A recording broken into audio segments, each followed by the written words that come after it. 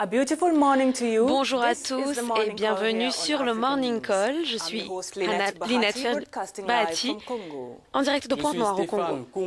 Bienvenue mesdames, messieurs dans cette édition du Morning Call. À la une, RDC, le torchon brûle entre les autorités et les entreprises forestières. Kinshasa veut mettre fin au contrat de 2 sociétés chinoises. Et au Gabon, un total de 19 candidats se lancent officiellement dans la prochaine course présidentielle prévue le 27 août.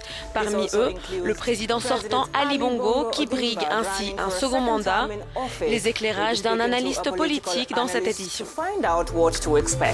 Dans notre bulletin d'information, Soudan du Sud, après les récents combats à Djouba, Riek Machar retire ses troupes de la capitale.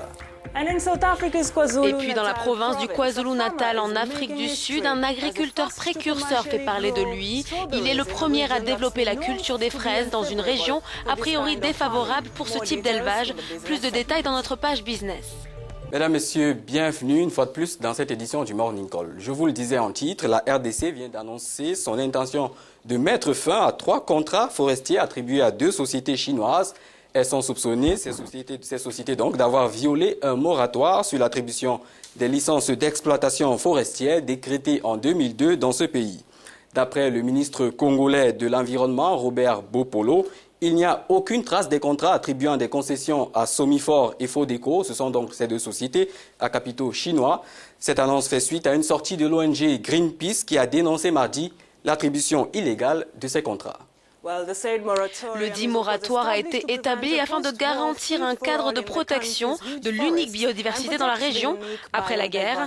Avec l'aide financière et des conseils de la Banque mondiale, le défi de l'État a été d'assurer la transition industrielle et générer des milliards de dollars de revenus et des dizaines de milliers d'emplois, tout en garantissant la protection de la forêt. La question est censée être portée au bureau du procureur public en raison d'une absence des preuves précision de la part du ministère de l'Environnement. Tous les détails avec Ruth Lago.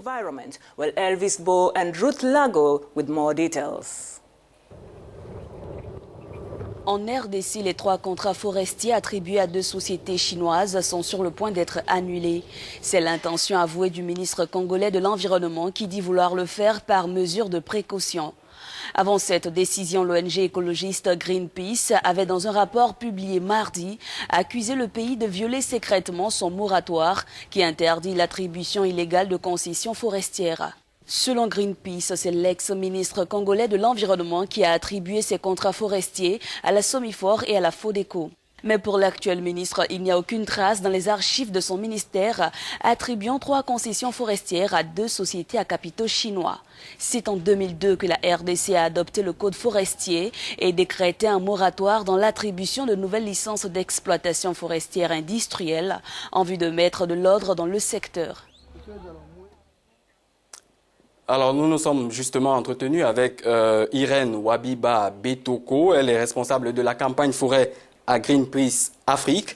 Nous lui avons demandé si l'annulation de ces contrats était une victoire pour cette ONG. Regardez.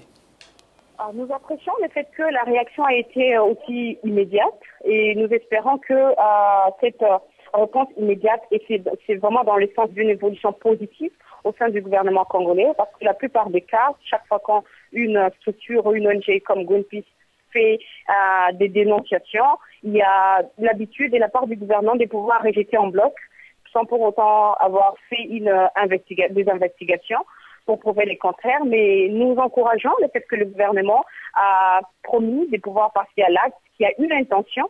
Et donc nous demandons seulement que le gouvernement ne puisse pas s'arrêter à déclarer qu'il y a une intention de pouvoir annuler ces actes, ces contrats illégaux, mais de pouvoir vraiment passer à l'acte et d'aller dans le sens positif qui encouragerait la bonne gestion des forêts congolaises.